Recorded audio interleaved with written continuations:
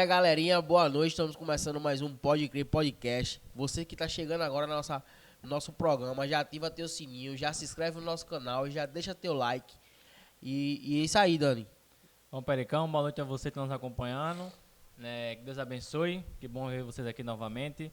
Hoje a gente vai continuar aquele papo com a irmã Eliés, né? Terça-feira passada a gente tem um problema de técnico, a gente está procurando sanar o mais rápido possível. Mas a gente entende que a sua mensagem, minha mãe, é muito importante, seu testemunho é muito impactante. Então a gente queria que quem nos assiste pudesse acompanhar a sua história novamente. Amém. Seja bem-vinda, fala com o pessoal e vamos começar o bate-papo de hoje. Amém.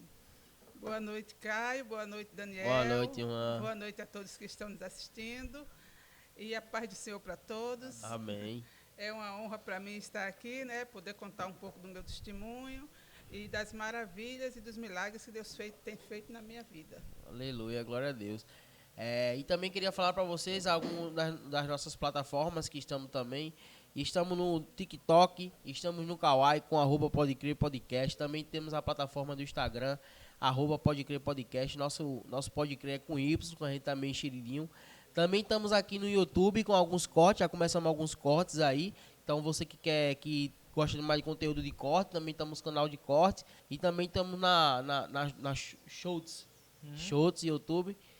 E estamos aí para o Spotify, mas ainda estamos trabalhando para a melhoria de vocês. Também estamos na Twitter, então você que tem Twitter, também estamos lá também. Qualquer coisinha, se inscreve lá também na Twitter, dá aquele fortalecimento pra gente. Por falar, só ressaltar essa ideia dos cortes, né? Era uma coisa que vocês pediam bastante.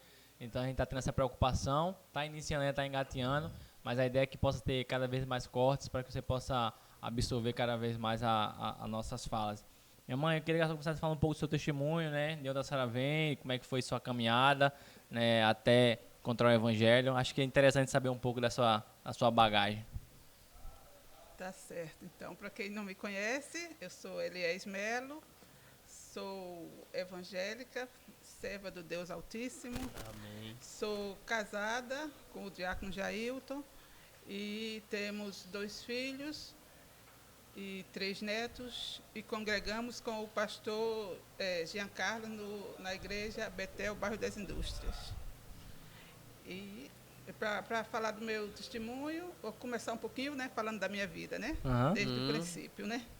Eu sou natural daqui de João Pessoa. Até os 15 anos de idade eu morei no Costa Silva, no conjunto Costa Silva, né?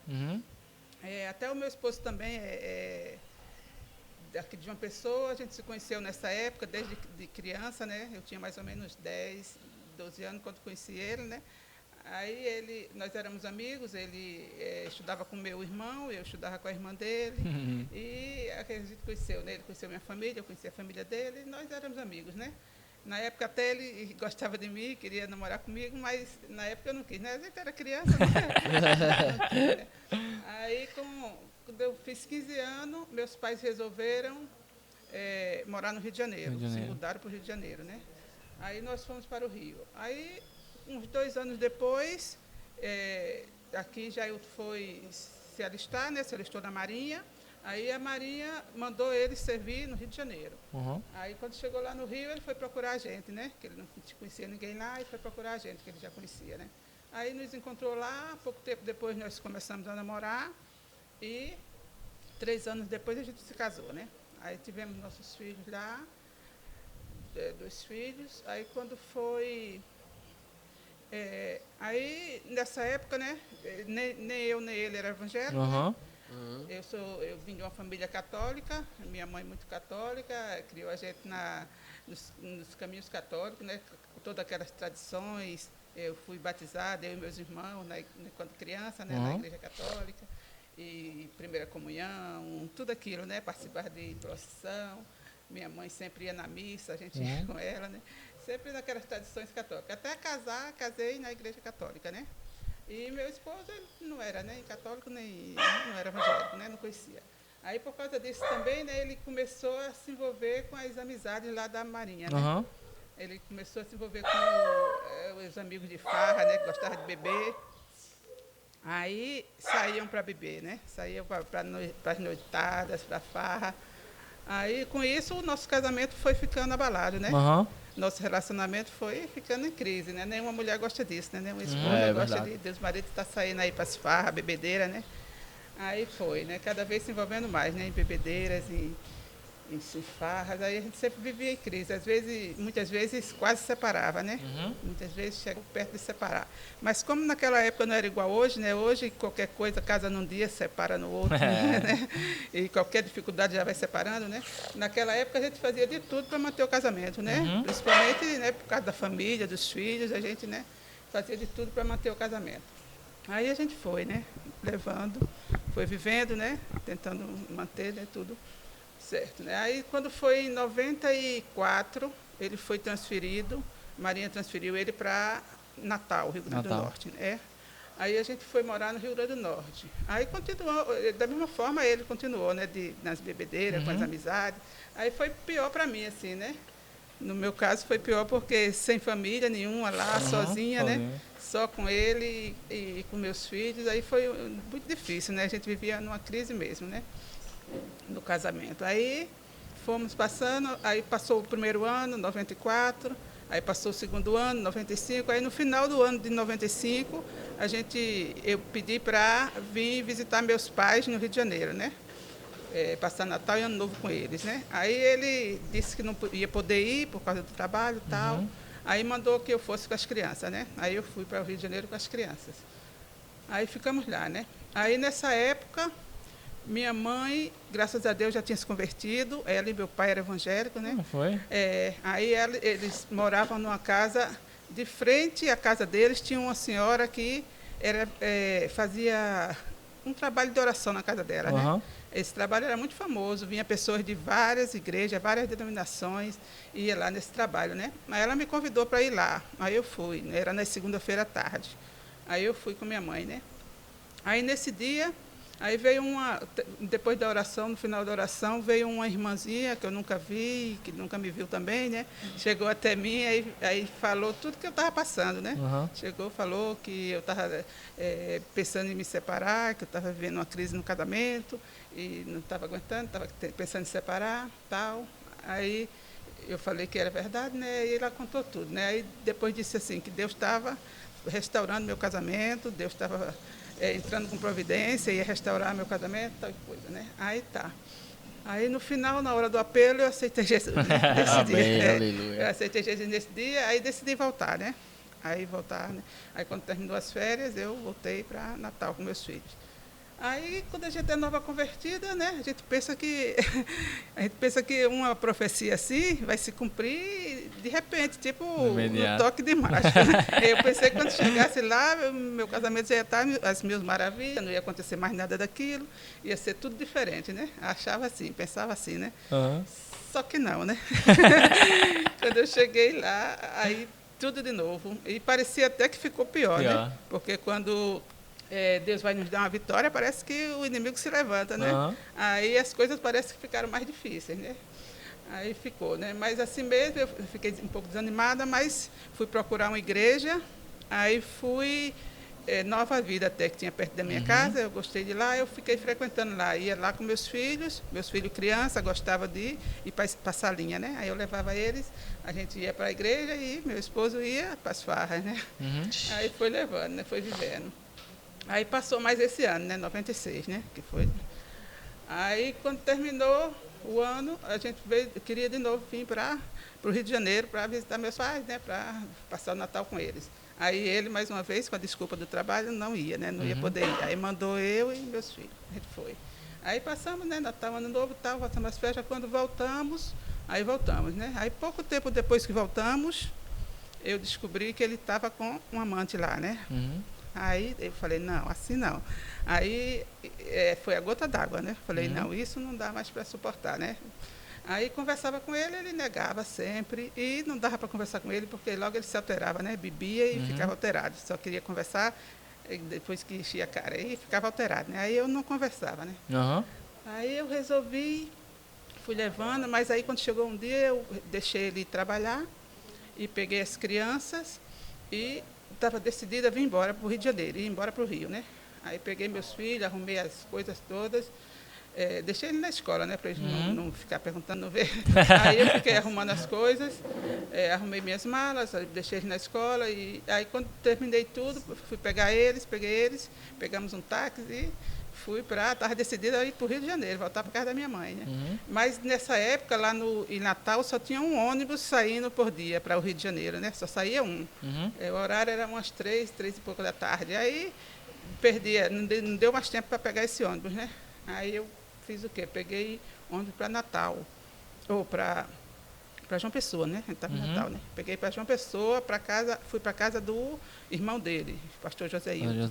Pastor José Hilton, eu liguei para ele da rodoviária, falei que estava indo para lá, né? Aí ele, a missionária Glória, nos recebeu, nos acolheu, nos deu meu apoio, chegou lá, contei tudo para eles, né? A história toda.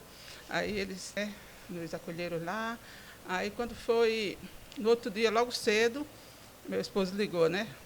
Procurando, né? Ele falou depois que chegou em casa desesperado, não encontrou ninguém, né? Aí ligou logo para o irmão. Aí a missionária perguntou se podia contar que a gente estava lá, né? Eu falei, pode, né? Ela contou, aí ele foi logo para lá, né? Pegou no mesmo dia pegou. No mesmo dia pegou onde foi para lá. Aí chegou lá, a gente conversou todo mundo junto, que aí ele escutava, né? Todo mundo junto, ele não ia beber lá na casa do irmão dele.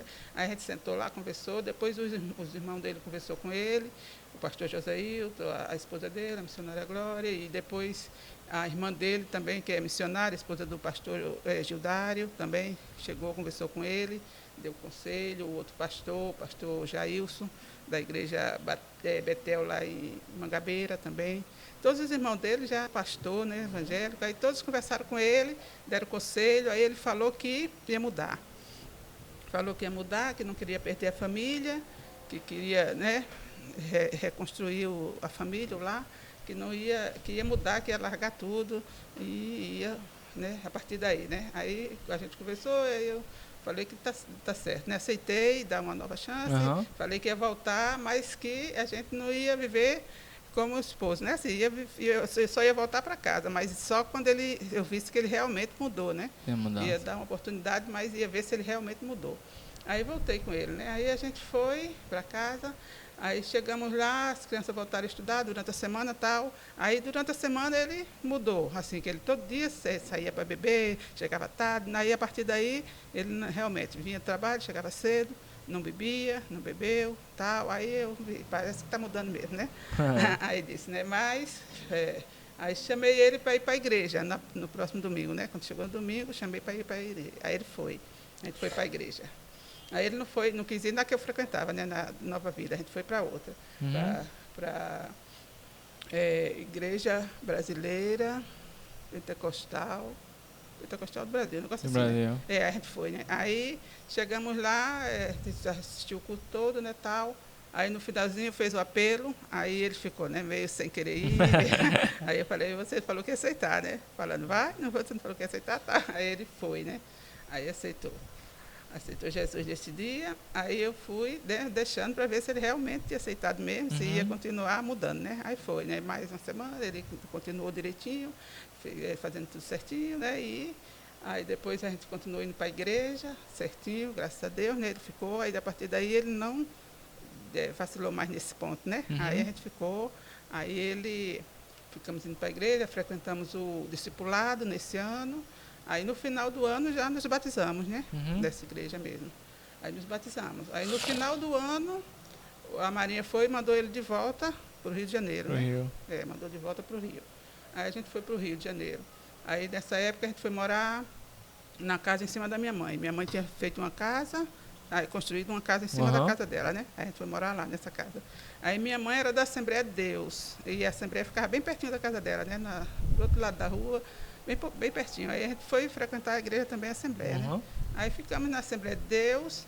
Aí lá ele foi ungido diácono, né? A gente ficou firme lá, graças a Deus. Eu trabalhei também na secretaria lá, ele trabalhou de diácono. Depois, aí passamos 4 anos lá, né? Graças a Deus, foi tudo bem. Aí depois dos 4 anos ele foi transferido de novo, né? Para Manaus dessa vez, né? Aí nessa época, na mesma época que ele foi transferido para Manaus, os meus pais também deixaram o Rio, né? Meu pai, depois que se aposentou, o sonho dele era voltar para João Pessoa, né? Aí os filhos casaram, cada um com o seu lugar, aí ele voltou. No mesmo ano que a gente foi para Manaus, eles vieram para João Pessoa. Aí a gente foi para Manaus. Aí essa foi uma fase bem difícil, porque lá em Manaus, bem longe, né? Bem distante, para a gente sair de lá ou entrar tem que viajar de avião, né? Só sai de avião, não vai de ônibus. Não tinha ninguém conhecido, né? Família nenhuma lá. Foi uma fase bem difícil. E a gente chegou em Manaus numa fase crítica, né? Uma fase difícil das igrejas. As igrejas estavam em crise lá, né? Quando a gente chegou lá, estava em separação por causa do G12. Não sei se você já ouviu falar. Ah, me lembro. Estava entrando essa onda de G12 lá. Aí essa onda entrou das igrejas, a maioria aceitou, né? Mas uma grande parte também não, né? A Assembleia de Deus tradicional não aceitou, aqueles mais antigos, né? Aí houve uma divisão da Assembleia de Deus. Aí ficou a Assembleia de Deus tradicional e a Assembleia de Deus do Amazonas, que foi geral, que aceitou isso aí do G12. Aí a gente ficou, né? Chegou lá e fomos logo na igreja tradicional, mas como estava em crise, a gente... Estava uma coisa fria, uma coisa muito esquisita, né? A gente não gostou, né? Aí fomos visitar essa outra, do Amazonas, com G12. Aí a gente não gostou desse estilo do G12, a gente não se adaptou de jeito nenhum, né? Aí a gente ficou nessa coisa, procurando uma igreja, né? Aí frequentava uma, frequentava outra, não tinha uma. Aí acabamos encontrando uma Assembleia de Deus Madureira, que não tinha nada a ver com isso aí, né? Que não aceitou o G12, não tinha isso, né? Aí a gente ficou nessa. Mas a coisa lá em Manaus não é fácil, muito difícil mesmo. A gente, antes de ir para lá, a gente já via os comentários, né? As pessoas diziam que os casais que iam para lá, para Manaus, geralmente se separavam. A maioria dos casais que ia para lá se separava. Porque lá a prostituição é demais, né? As mulheres lá são muito... Parece que atacam os homens, principalmente quando é de marinha, de fora, e elas, né? Aí eles davam essa advertência para a gente, né, as pessoas, né? E diziam que os evangélicos, então, passavam uma luta muito maior, né? Porque tinha que, para se preservar no evangelho, né? Para não cair, eles ficavam muito firmes. Muitos deles caíam, né? Diziam, né? Aí foi uma luta, já passando por isso, né? Por essa dificuldade nas igrejas, a gente já passando, né? Acho que foi um momento muito delicado, foi, muito minha mãe? Delicado, porque, foi. tipo, chegou lá assim, né? As coisas já estavam bem, já teve essa mudança pela questão do trabalho, né? Do seu esposo. E já foi com essa fama já pesada, ó, a cidade não é muito propícia, tem um histórico de quem vai e as coisas não funcionam tão bem no casamento. Aí quando chega lá, as igrejas estão passando por essa crise do G12, essa divisão que abalou, muitas igrejas se perderam nessa situação mesmo. Aí foi uma fase bem difícil mesmo, né? A gente meio fraco assim espiritualmente por causa dessa situação, né? E com esse perigo aí. Esse contexto. Esse perigo aí, né? Rondando. Aí, mas Deus estava cuidando, né? Glória a Deus, a gente vê a mão de Deus, porque quando a gente estava quase no final do tempo, assim, lá para os 3, 4 anos lá, aí meu esposo já começou a ficar fraco, né? Querer sair, né? Começou a beber, começou a beber de uma cervejinha, trazia para casa, bebia em casa, começou, né? Ouvindo música do mundo. Começou, né? Aí querendo um passinho no mundo e um passinho na igreja. Ia para um pé no mundo, um pé na igreja. Queria, não deixar de ir porque eu ia, né? Ele ia comigo, né? Aí, para manter também, né? Ele ia, né? Aí a gente ia para a igreja, mas ele estava até quase se desviando, né? Bebidinha aqui, bebidinha ali. Aí Deus viu isso, né? E tirou a gente de lá, né? Na hora certa. Nesse momento, transferiu para o Rio de Janeiro. Foi uma mão de Deus mesmo, porque meu esposo falou que quando ele já estava próximo a ir para a reserva, faltava 2 anos para ele se aposentar, reserva que fala, né, na Marinha. Aí ele dizia que quando faltava assim, menos de 4 anos, a Marinha não mandava mais, não transferia mais. Aonde a pessoa estava, eles ficava para até ir para a reserva. Até ir para a reserva. Mas foi a mão de Deus mesmo, né? Deus viu que a situação estava difícil, que ele estava para se desviar, quase caindo, né? Aí Deus transferiu ele para Manaus. Mesmo nessa dificuldade, a Marinha não fazendo isso, mas precisaram fazer, precisaram chamar ele, porque estava precisando do trabalho dele, né, da experiência dele na profissão, né? Aí estava precisando justamente de alguém daquela, aí chamou para ele para lá, para esse navio. Aí transferiu a gente para o Rio de Janeiro. Aí fomos para o Rio. Aí nessa época a gente foi morar, meus pais não estavam mais lá, tudo, a gente foi morar do outro lado do Rio de Janeiro. Quem conhece sabe, né? Niterói? Niterói, depois da ponte. Eu tinha um amigo dele que tinha um apartamento lá, aí alugou para a gente, né? Esse amigo dele também estava em Manaus, aí foi para o Rio, aí tinha um apartamento lá também, ele morava lá perto, aí alugou esse para a gente, né? O apartamento dele. Aí esse amigo dele também era da congregacional lá no Rio. Aí chamou ele para visitar lá, né? A gente, né? Quando chegou lá, a gente estava saindo da igreja, chegando lá, aí a gente foi para a igreja congregacional. Aí nesse dia, o pastor, Deus usou o pastor para falar com ele, né? Aí ele foi renovado nesse dia, né? Foi tocado, Amém. Aí foi renovado, o pastor ungiu ele tudo, aí ele foi renovado. A partir desse dia de novo ele ficou firme, né? Não mais vacilou, né? Não mais tomou bebida, nada, né? Aí ficou firme de novo, aí a gente ficou esses 2 anos lá, aí trabalhamos lá nessa igreja também, ficamos firmes nessa igreja congregacional, trabalhou, ele foi superintendente da escola dominical e eles me botaram lá para professora dos jovens. Aí ficamos, né? Mas ficamos 2 anos lá, né? Porque depois de 2 anos, meu esposo foi para a reserva. Aí o sonho dele também era, quando ir para a reserva, voltar aqui para João Pessoa, para a terra dele, né? Aí, como eu também sou daqui, a gente quis, né, numa boa, né, voltar para cá. Aí voltamos para cá, para João Pessoa, aí chegando aqui, a gente veio morar aqui no bairro das Indústrias, na casa do pastor José Hilton. Na época ele também saiu da casa dele, a casa dele estava desocupada, né, ele estava lá em Mangabeira e deixou a gente morar na casa dele, a gente morou lá, né. Aí moramos ali na casa dele, 4 anos, aí fomos procurar uma igreja aqui também, né? Aí, como a gente era congregacional lá, aí foi na congregacional aqui. Aí ficamos um pouquinho, aí ele tinha a Betel, que era do pastor José Hilton, né, tal. Aí a gente ficou um pouco lá na congregacional, aí viemos para o Betel também, né? Visitava, aí depois a gente ficou um pouquinho no Betel. Aí o Betel passou por uma crise também, nessa época. Aí a gente voltou para a congregacional, ficou lá. Mas a gente não se adaptou muito lá. A gente já tinha feito uma família aqui no Betel. A gente né, se adaptou mais no Betel, né? Aí a gente voltou para o Betel. Aí ficamos no Betel. Aí estamos aí, né, até hoje. Amém. E foi uma benção, né? Foi assim, né? Amém. Rafael, quantos anos que a senhora está aqui no Betel, do bairro das Indústrias? Aí, rapaz, a gente chegou aqui em 2009, né? Aqui para morar aqui em João Pessoa. Aí, 2009, 2010, a gente ficou lá na congregacional. Acho que desde 2011, que a gente está lá no... 10 anos. 10 anos. É importante, minha mãe, que a senhora destaca o cuidado de Deus, né? Como às vezes em algumas situações adversas, que a gente acha que é o fim, às vezes...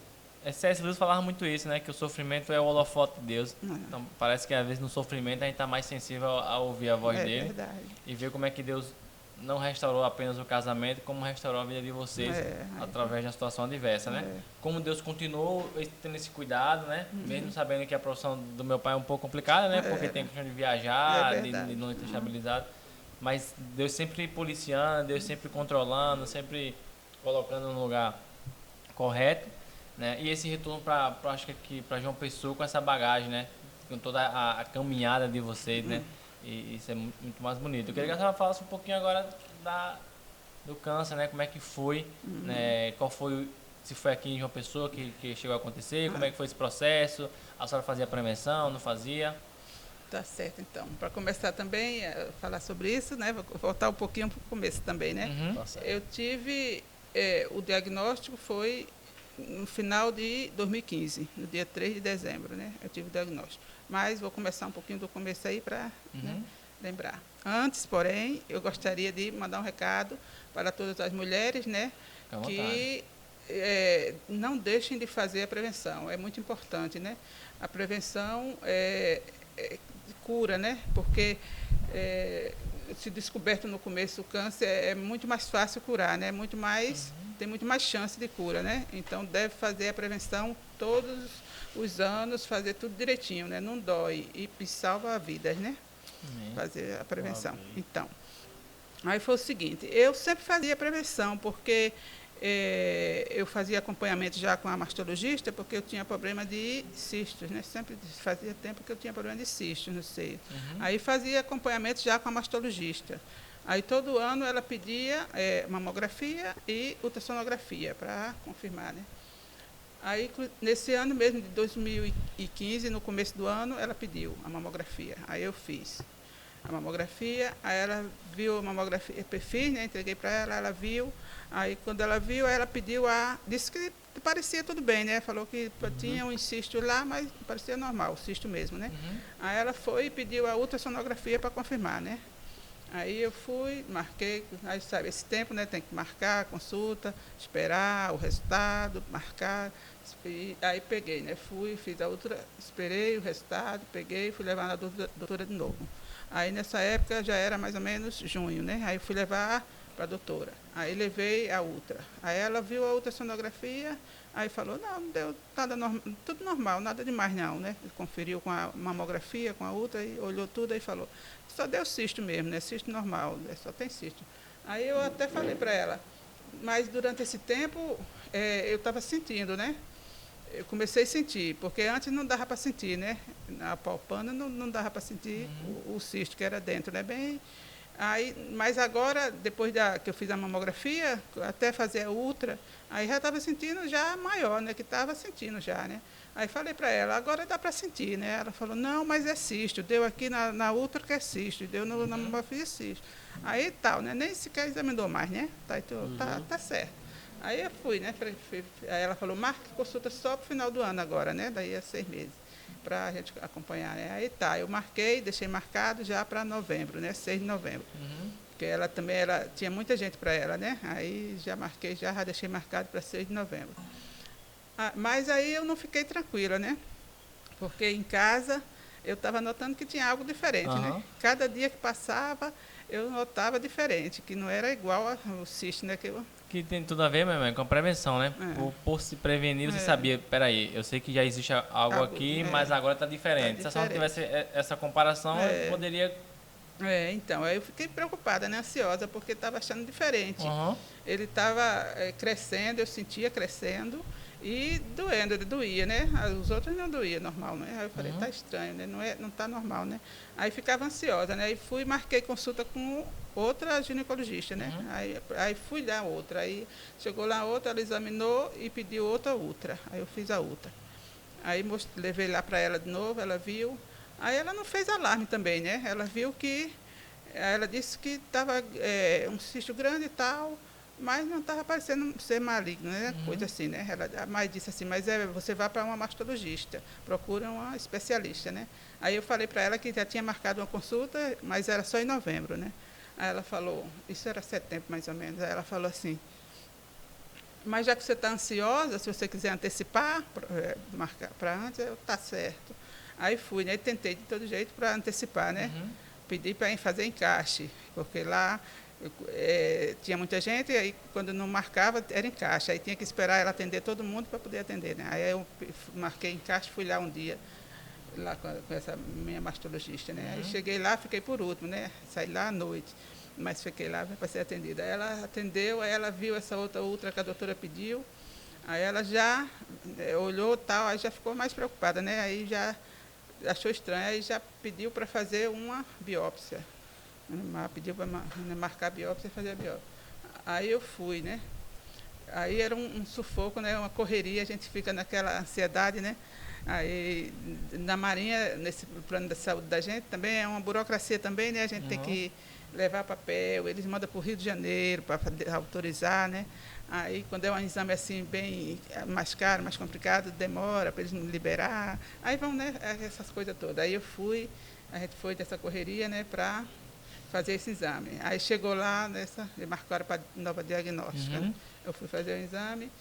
Aí lá também marcou, aí depois ligou para mim desmarcando que os aparelhos não estavam funcionando. Alguma coisa aconteceu que não ia poder fazer. Aí eu super ansiosa, já estava preocupada, né?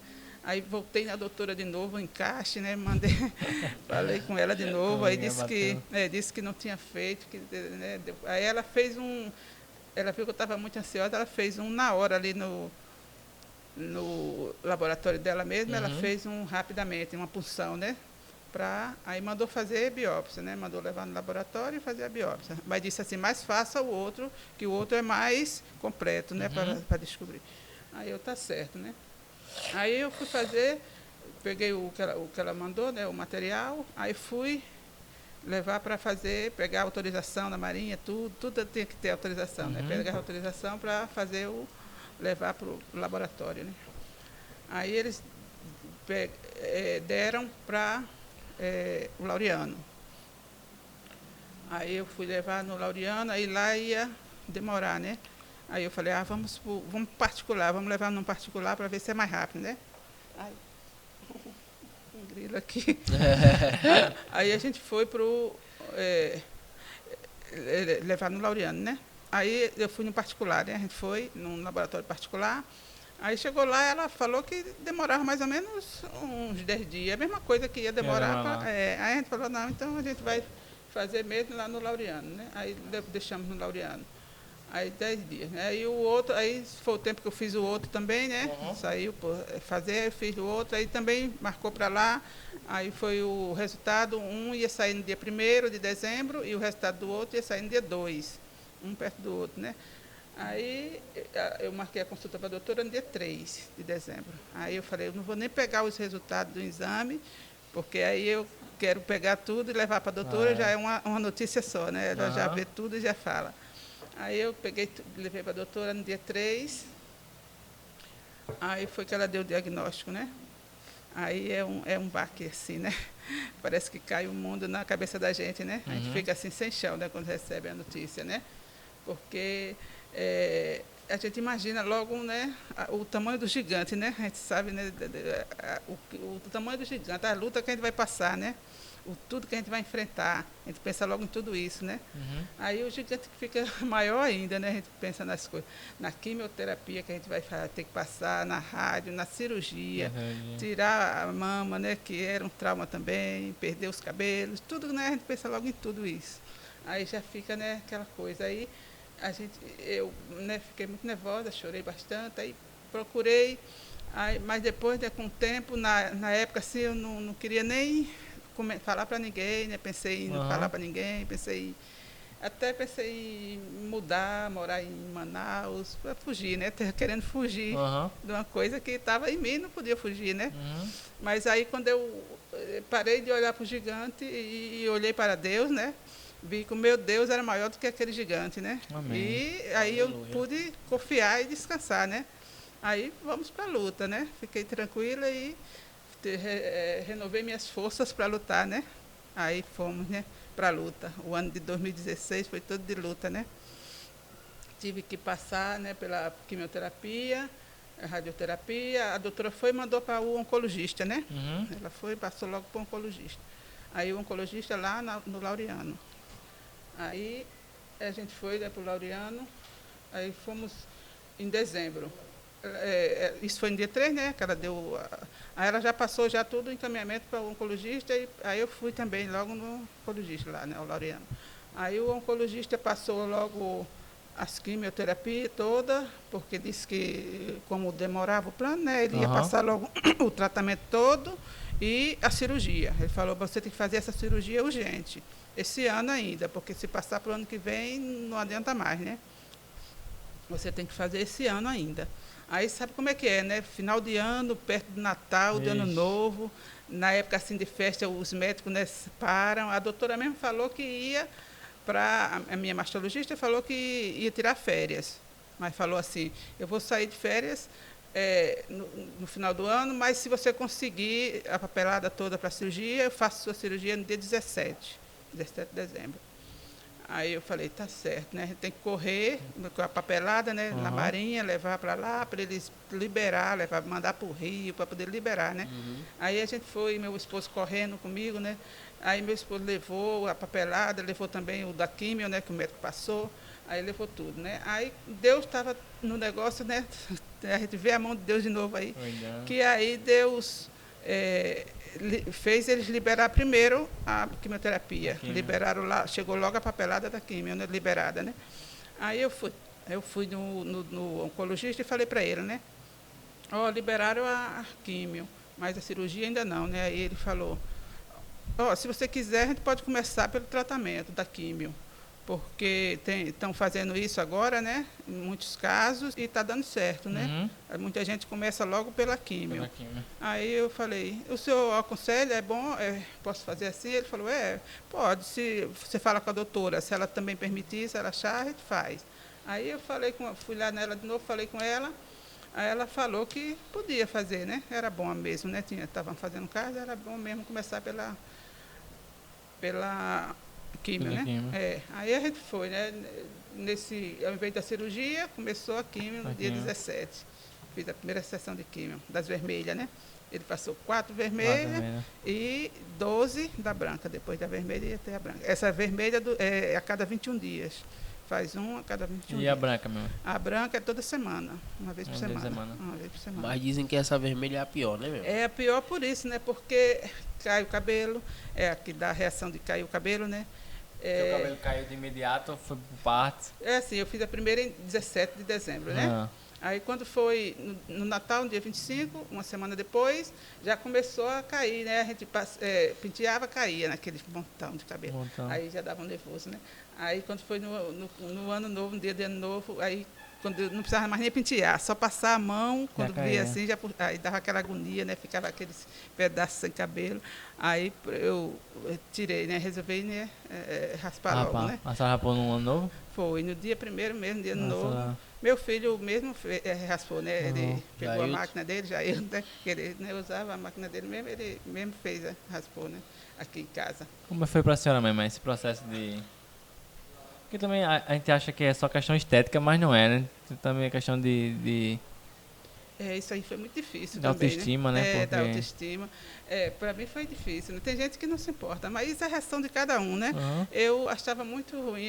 O médico falou logo, né? Vai cair o cabelo, mas não se preocupe que depois nasce de novo, né? Volta. Aí eu, tá. Mas aí eu fiz, né? Tirei, né? Mas eu ficava assim, não saía para nada, né? Usou peruca? Usei peruca. Lenço, não. Primeiro usei o lenço e touca, né? Até em casa eu ficava de touca, né? Não gostava que me vissem sem touca. E para sair, então, só saía de lenço. E depois eu consegui a peruca lá na Laureado mesmo, né? Eles conseguiram. Tem um trabalho lá social que eu falei lá com ela, ela conseguiu para mim. Não sabia não. Que interessante, né? Porque... bom, aí conseguiu. Mas graças a Deus eu não deixei de ir para a igreja, né? Sempre ia para a igreja, mesmo no tratamento, no período do tratamento, né? Eu fazia químio, aí tinha as reações, né? Não fiquei muito abatida assim de não poder levantar, de não poder ir para a igreja.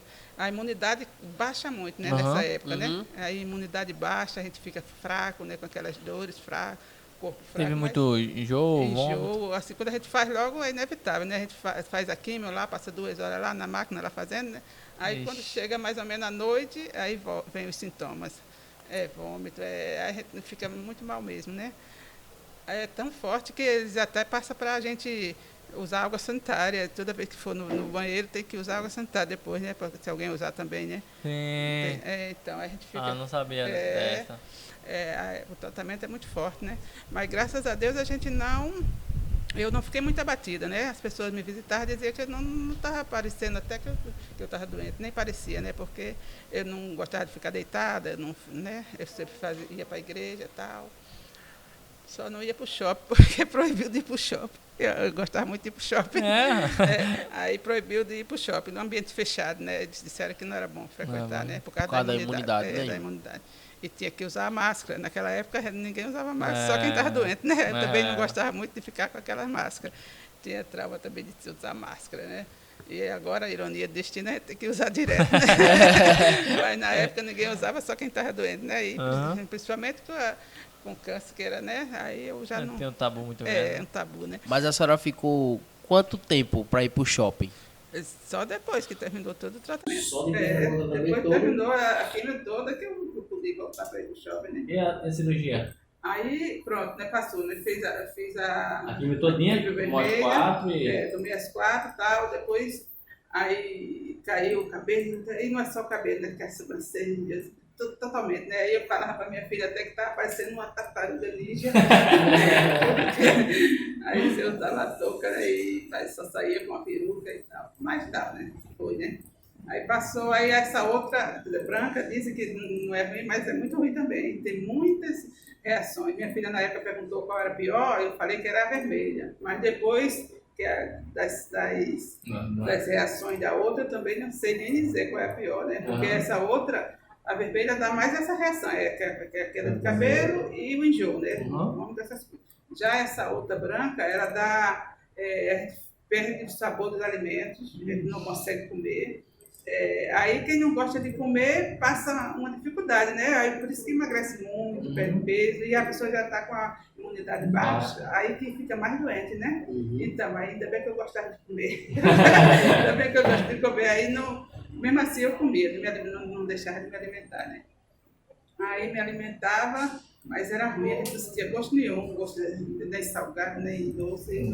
Aí eu tentava comer só as coisas assim que eu gostava mais, né, para ver se... Aí comia, né? Cai a unha, as unhas caem lá, as mulheres dizendo lá, né, que caía as unhas. Eu nem acreditava no começo, né, porque não tinha chegado ainda a vez de cair, mas aí caiu, né. Mas Deus estava tão comigo, tão no controle, que só caiu uma daqui da mão, uma da mão direita. As mulheres lá falaram que caiu todas as unhas. A minha caiu uma da mão direita, uma da mão esquerda e do pé também, a do dedão e a outra. Caía as unhas. Não sabia essa reação. Cai as unhas, a gente fica sem apetite, dá uma fraqueza, dá uma... assim que a gente faz, é um sono, né? Quando acaba de fazer, a gente fica naquela moleza, um sono. Aí depois que passam umas 6 horas, 8 horas, aí parece que a gente está ligado no 220. Dá uma... aí a pessoa fica com aquela agitação, aquela coisa, parece que está ligado no 220. Aí foi assim, né? Muita reação essa outra dá, né? E a cirurgia? Aí, antes de falar da cirurgia, eu queria dizer uma coisa muito importante. Muito importante. É que o tumor regrediu. Logo desde a primeira sessão de químio, já foi regredindo. Quando o médico, toda vez que a gente fazia, a gente ia no médico, ele examinava, né? Aí o médico examinou, estava regredindo, normal, tal. Ele foi regredindo, ele ficou até muito surpreso, né? Ele ficou até admirado, porque disse que eu estava reagindo muito bem ao tratamento, né? Que o tumor estava regredindo bem, né? Falou, você está reagindo muito bem, né? O tumor está bem. Aí foi, né? No final da quimioterapia, ele já tinha praticamente sumido tudo. O médico até se admirou. Quando eu ia lá, né, não tinha mais nada, mas ele disse que era não podia deixar de fazer a cirurgia. Ele dizia, né, mesmo quando some assim, tem que fazer a cirurgia. Ele pegava muito no meu pé quanto a isso, porque muita gente desistia, né, do tratamento, quando via que estava melhorando, desistia de tomar o resto, desistia de fazer a cirurgia, porque via melhorando, né, mas ele, né, enfatizava que era importante, tinha que continuar o tratamento e tinha que fazer a cirurgia. Aí eu fui, né? Outro trauma que eu tinha também era o medo de fazer a cirurgia de tirar toda a mama, né? Mas aí a doutora viu que o tumor tinha regredido totalmente, que ela disse que não ia nem ser preciso tirar a mama, só fazer o quadrante, só a parte que ele estava localizado. Foi, aí fez assim, tirou só a localização dele, né? Foi em junho, depois que eu terminei toda a quimioterapia, em maio. Aí, em junho, fiz os exames todos. Aí, quando foi no começo de julho, fiz a cirurgia. Aí, tirou, né? A quadrante. Aí, foi tudo tranquilo, graças a Deus. Cirurgia rápida, cicatrizou logo. Graças a Deus, me recuperei bem. Mas, aí, depois, passou a rádio. Tinha que fazer a rádio também, né? Continuar fazendo a rádio. A rádio era 30 dias, direto. Todo dia? Todos os dias. Tinha que ir lá no Laureano para fazer, né? Só não final de semana, né? Sábado, domingo não. De segunda a sexta, todo dia. Aí a gente ia. Meu esposo, graças a Deus comigo, eu louvo a Deus pela vida do meu esposo, né? Porque ele passou comigo nessa luta. Todo esse tempo ele não me deixou só, né? Amém. Ele ficou comigo e é muito importante o apoio do esposo, da família, né? Porque a gente via muito caso que os maridos até deixavam as esposas, abandonavam, né? Num momento tão difícil, o marido deixava, né? Meu esposo, ele me deu muito apoio, passou comigo nessa luta, nesse deserto, correu para todo lado, correndo, né, para pegar os encaminhamentos, para me levar, sempre ia junto comigo, todas as químicas ele ia junto comigo, todo o tratamento ele junto. Eu louvo a Deus pela vida dele, né? Glória a Deus. Deus abençoou, né, tanto a nossa vida, e que ele se foi transformado e me ajudou bastante nessa época, né? Como prometeu lá quando nos casamos, né? Da saúde, na doença, ele fez, né, direitinho, graças a Deus. Amém. Ele cumpriu, né, ele ficou do meu lado. Minha família também, né, me deu apoio, meus irmãos, minha mãe, meus filhos, ficaram do meu lado, né? Sempre me ajudou bastante. Aí foi, né? Eu fiz todo o tratamento, aí fiz a cirurgia, aí fiz a rádio. Aí também Deus estava tão no controle de tudo que a rádio, lá a gente via as pessoas reclamando que os aparelhos quebravam, né? As pessoas iam lá fazer, aí não conseguia fazer porque o aparelho não funcionava, estava em defeito. E aí as pessoas tinham que passar um tempo sem fazer. E isso era muito ruim, né? Porque qualquer atraso prejudica a doença, né? Sim. Aí a gente ficava ansiosa, né? Mas graças a Deus, o tempo que eu fiz, nenhum momento parou, né? Nem os 30 dias. Os 30 dias, o aparelho funcionou direitinho, todas as vezes eu fiz. E fiz, e todas as vezes os remédios também não faltaram, porque as pessoas reclamavam que os remédios faltavam, né, de químio, do tratamento. Aí as pessoas têm que esperar. Aí esperar a pessoa não pode, né? Com câncer não pode esperar, tem que ser o mais rápido possível. Correndo quanto tempo também, correndo quanto tempo. Mas aí foi, né? Foi passando, aí a gente fez, eu fiz a cirurgia, aí depois houve uma complicação, porque no finalzinho da radioterapia tinha ficado líquido na cirurgia. E a gente não percebeu, a doutora não percebeu, não sei, que permitiu que eu fizesse as rádios com líquido dentro, né? Aí o líquido ferve, eu acho, porque a radioterapia é com laser, com raio, com raio, né? Um negócio bem... aí no final estourou, né? Abriu o local da cirurgia. Abriu, aí ficou um buraco bem grande, né? Uma ferida bem grande aberta. E não pode fechar, não pode dar ponto, né? Aí ficou aberta. Aí tinha que fazer, aí eu fui na doutora, né? Falei para ela, ficou, né? Abriu essa ferida e ficou vazando, né? Ficou saindo o líquido. Aí eu fui na doutora, a doutora foi lá, aí mandou ficar internada, né? Na mesma hora, né? Botou para internar, né? Aí fiquei uma semana internada, né? No Laureano. Aí lá ele fazia os curativos todo dia, fazendo exame para ver e tal. Aí depois de uma semana deu alta, né? Mas eu tinha que ficar fazendo o curativo todo dia. Todo dia tinha que ir lá no Laureano para fazer o curativo. A enfermeira fazia, né? Todos os dias, todos os dias. Aí meu esposo junto, né? Meu esposo aprendeu até, né? Como fazia. E depois de muito tempo foi fazer em casa. Ele mesmo fazia o curativo em mim, né? Aí ficou fazendo em casa, mas demorou 6 meses para cicatrizar. Essa ferida. Parecia que não ia cicatrizar, né? Nunca. Porque também era um buraco bem grande. Ele dizia que quando fazia dava para botar gás lá dentro. Ele ficava agoniado, né? Ele ficava perto, e eu também, pensando que não ia fechar. Mas depois, graças a Deus, né? Depois de 6 meses, aí fechou, né? Foi praticamente um ano, foi? De luta? Do ano de 2016 foi o ano de todinho. 2016 todinho. E ainda passou, né? Porque depois houve essa complicação, aí até fevereiro, março de 2017. Ainda estava assim, para cicatrizar. Aí cicatrizou. Aí depois teve...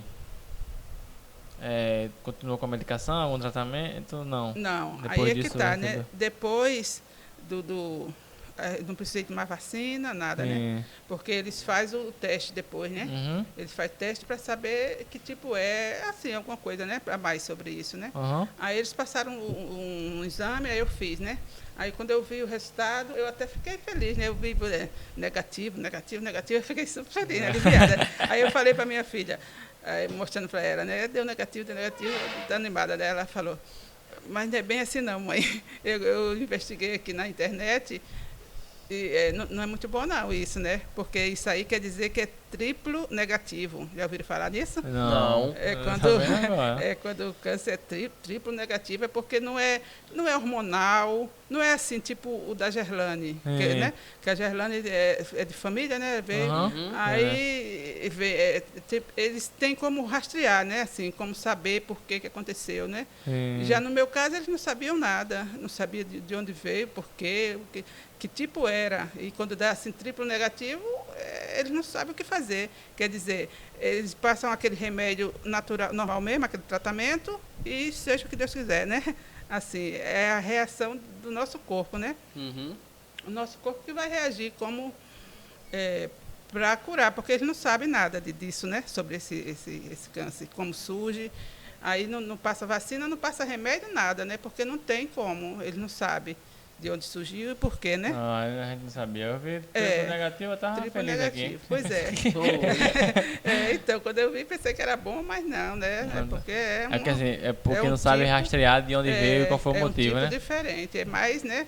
É mais complicado, porque os médicos estão estudando ainda, né? Não sabem de onde veio e por quê, né? Aí esses outros que podem tomar vacina para evitar que venha, que volte, né? São essas pessoas que não são triplo negativas, pois né? Que tem de outra forma, de hormonal, essas coisas, né? Então, desde 2017, a senhora não encerrou o tratamento? Nada. Aí tem que passar os 5 anos fazendo acompanhamento, né? Sim, acompanhamento. Fazia os exames, não tomava nada, né? Mas tinha que fazer exame de 3 em 3 meses para ver se havia metástase, né? Que metástase. É terrível, né? Aí a gente fica daquela ansiedade também. Cada vez que ia fazer os exames, ficava preocupado, né? Cada dorzinha que sentia, cada coisa, a gente ficava já preocupado, né? Porque podia ter metástase, né?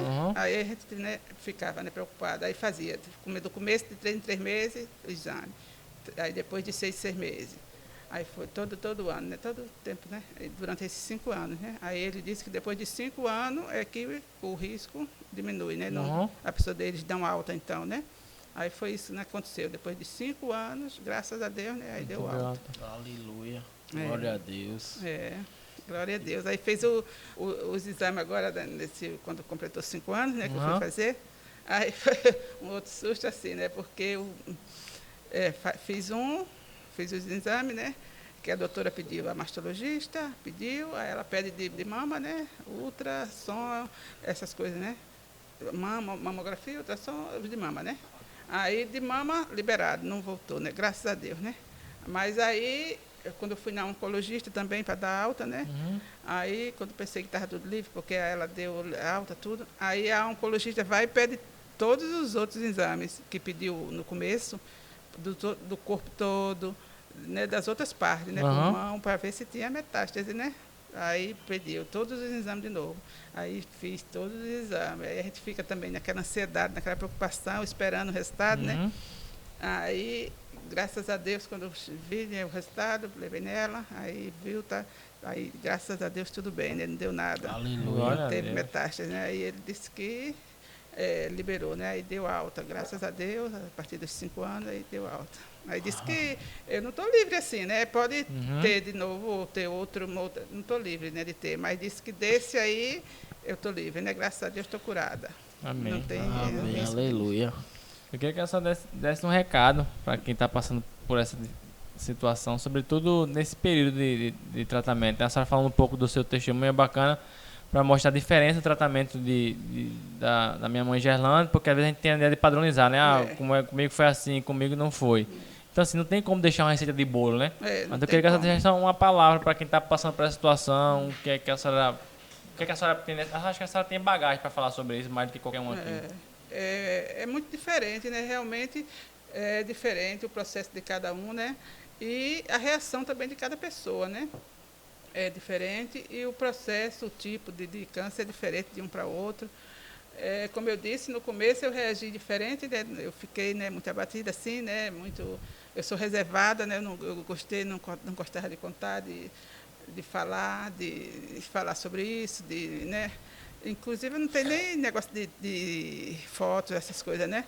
Eu tenho uma amiga que já tira foto, ela tá com câncer de língua, ela tira foto toda de tudo, né? Todo o tratamento, de como ela tá, de como ela era antes, de como ela está agora, de tudo, né? Eu não gostava, né, de tirar foto, de passar por esses, né? Aí eu sou reservada, né? Mas eu gostaria de dizer para todas, né, que estão lutando que confiem no Senhor, né? Que lutem e confiem em Deus que você vai vencer, né?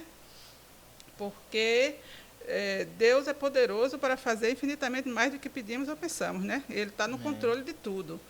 Nós não podemos, né? Mas o nosso Deus pode, né? Pode todas as coisas. Então, você que está passando por isso, não desista, continue lutando, né?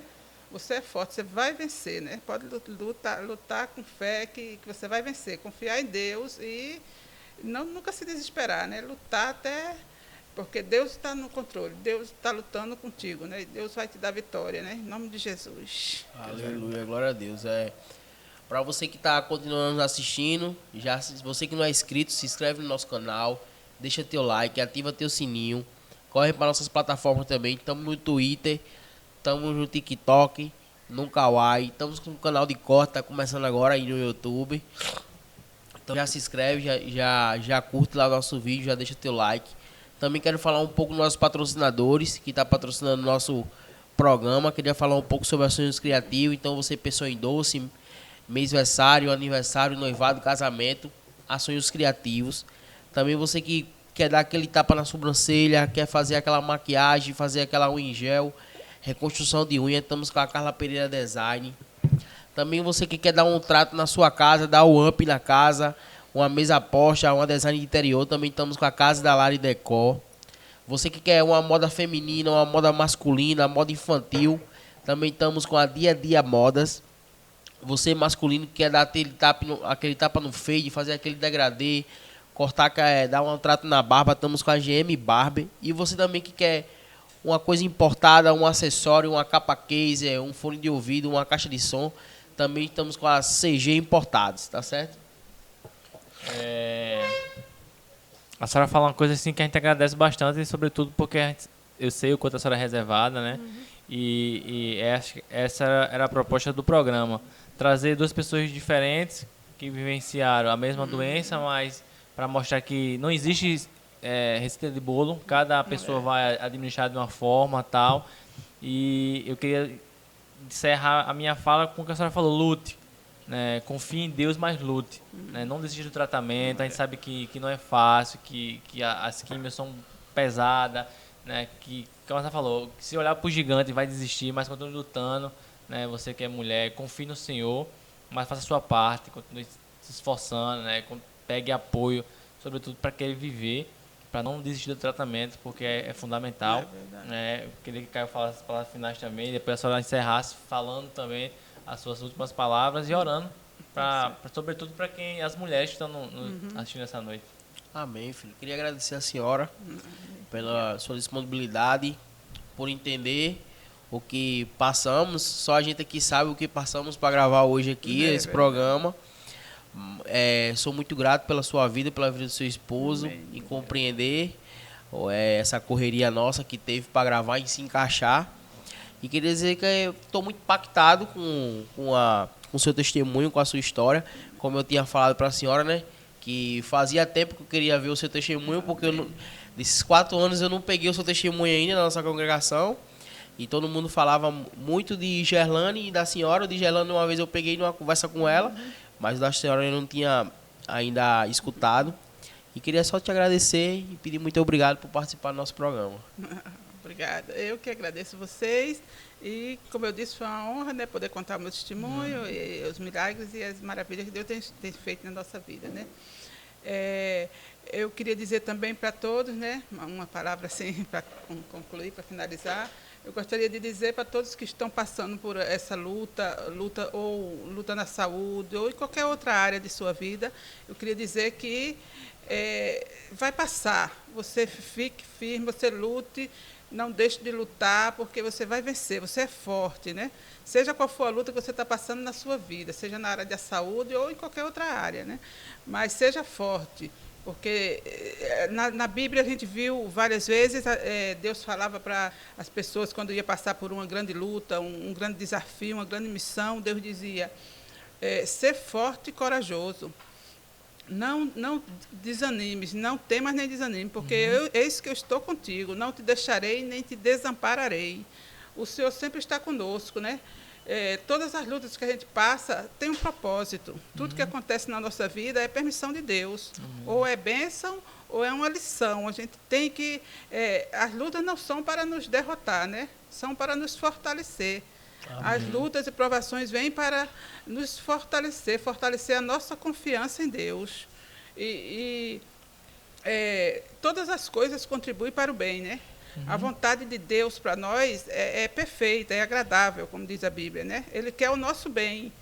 Tudo que Deus quer para... O melhor lugar do mundo é o centro da vontade de Deus, né? O melhor lugar do mundo para nós é o centro da vontade de Deus. Porque a sua vontade é boa, perfeita e agradável. Então, todas essas coisas que acontecem na nossa vida, todas as coisas contribuem para o bem daqueles que amam a Deus, daqueles que são chamados para o seu propósito, né? Ele tem um propósito para cada coisa que acontece na nossa vida, né? Tudo é permissão de Deus, nada acontece sem ser da permissão de Deus, né? E assim como o ouro, né? Ele precisa passar pela fornalha para ser purificado, né? A gente também precisa passar pelas lutas, as provações, para fortalecer nossa fé, nossa confiança em Deus, para o nosso crescimento espiritual, né? Amém. A gente precisa passar por isso, mas em todas essas coisas somos mais que vencedores, porque Deus está conosco, né? Amém, aleluia. Eu agradeço a vocês, Caio, Daniel. Eu agradeço. E que Deus continue abençoando vocês, continue abençoando a obra da mão de vocês, que vocês continuem fazendo tudo para a honra e glória do Senhor, e para que Ele cresça, né? E que nós sempre diminuamos. Que é para a honra e glória do Senhor, né? Amém, aleluia. Então, que Deus abençoe vocês continuem crescendo na graça do conhecimento, que Deus abençoe todas as áreas da vida de vocês são uma bênção, e Deus continue abençoando, né, a vida de vocês, da sua família, e obrigada, mãe. né? Orem pela gente para finalizar. Vamos orar, então.